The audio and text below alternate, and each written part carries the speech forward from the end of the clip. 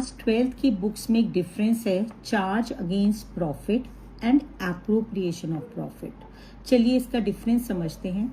Charge against profit का मतलब होता है हमने ये खर्चा करना ही करना है, चाहे हमें लॉस हो या प्रॉफिट हो। एप्रोप्रिएशन ऑफ प्रॉफिट का मतलब होता है जो प्रॉफिट हमने अर्न करा है उसे पार्टनर्स के बीच में किस तरह बांटा जाएगा। क्लास 11th में आप सब बच्चों ने P&L अकाउंट बनाना सीखा था। हम सबको पता है प्रॉफिट इस साइड आता है, लॉस इस साइड आता है। जो P&L अकाउंट में जो भी हम एक्सपेंसेस दिखाते हैं ये सारे के सारे चार्ज अगेंस्ट प्रॉफिट होते हैं।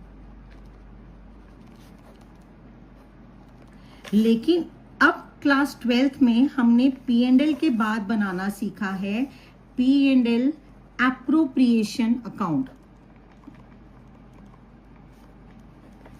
इस एप्रोप्रिएशन अकाउंट में ये वाला प्रॉफिट यहां आता है, तभी यहां लिखा जाता है बाय P&L अकाउंट। मतलब ये प्रॉफिट एंड लॉस अकाउंट का प्रॉफिट है।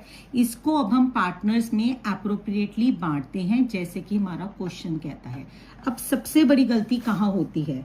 जब पेपर में आता है interest on capital is a charge.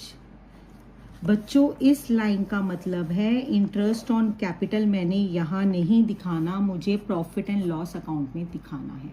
Suppose मेरा प्रॉफिट एंड लॉस अकाउंट में लॉस हो रहा था 10,000 का और मेरे को इंटरेस्ट ऑन कैपिटल देना था 20,000 का और लिखा हुआ है इट्स अ चार्ज, तो इसका मतलब मेरा P&L अकाउंट में लॉस हो जाएगा अब 30,000 का, क्योंकि मैंने ये करना ही करना है। बट अगर ये इज अ चार्ज नहीं लिखा होता और हमें हो रहा होता P&L अकाउंट में सिर्फ लॉस और मुझे ये इंटरेस्ट ऑन कैपिटल फिर कहां दिखाना पड़ता? P&L एप्रोप्रिएशन अकाउंट में।